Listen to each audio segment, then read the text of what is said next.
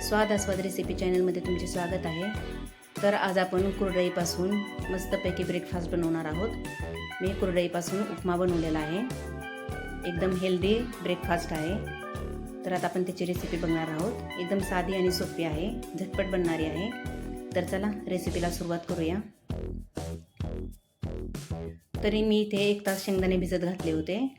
नंतर मिरची चिरून घेतलेली आहे, अर्धा टोमॅटो घेतलेला आहे, कोथिंबीर घेतलेली आहे, कढीपत्ता आणि 1 कांदा चिरून घेतलेला आहे।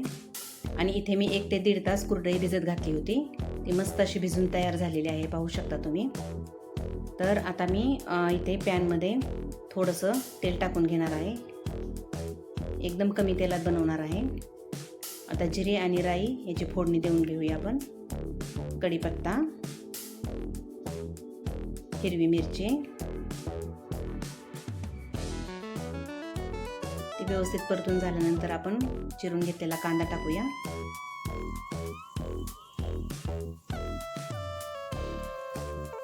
मिरची तुम्हाला हवं असेल त्याप्रमाणे टाका तुम्ही, जसं तुम्हाला तिखट हवं असेल तसं।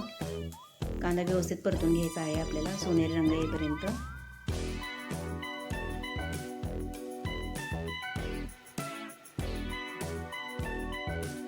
तर कांद्याला सोनेरी रंग आलेला आहे। तर त्यामध्ये आपण भिजत घातलेले शेंगदाणे आहे ना, ते टाकून घेऊयात।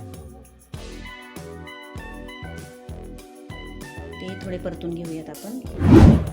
आता चिरलेला टोमॅटो,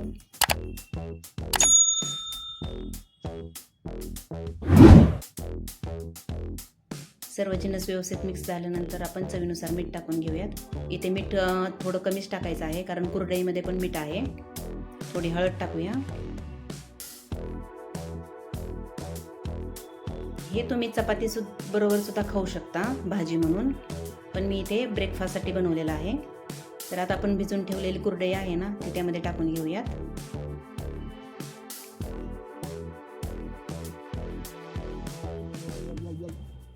सर्व व्यवस्थित मिक्स करून घेऊयात।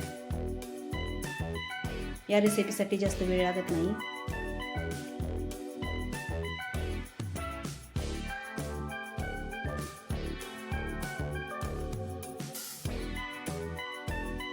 चवीला खूप छान लागते, तुम्ही नक्कीच ट्राय करून बघा। इथे थोडासा मी गरम मसाला टाकलेला आहे, तोही व्यवस्थित मिक्स करून घेऊया।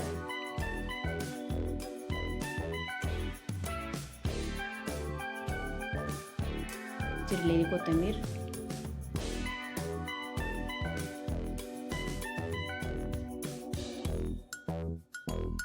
आता यावरती थोडंसं ताट झाकून ठेवूयात आपण, कारण एक वाफ काढून घ्यायची आहे आपल्याला। जास्त वेळ ठेवायचं नाही, अगदी 2 मिनिट म्हटलं तरी चालेल। तर आपला उपमा तयार झालेला आहे। कुरडईचा उपमा म्हणू शकता, कुरडईची भाजी म्हणू शकता तुम्ही, मिरची टाकलेली।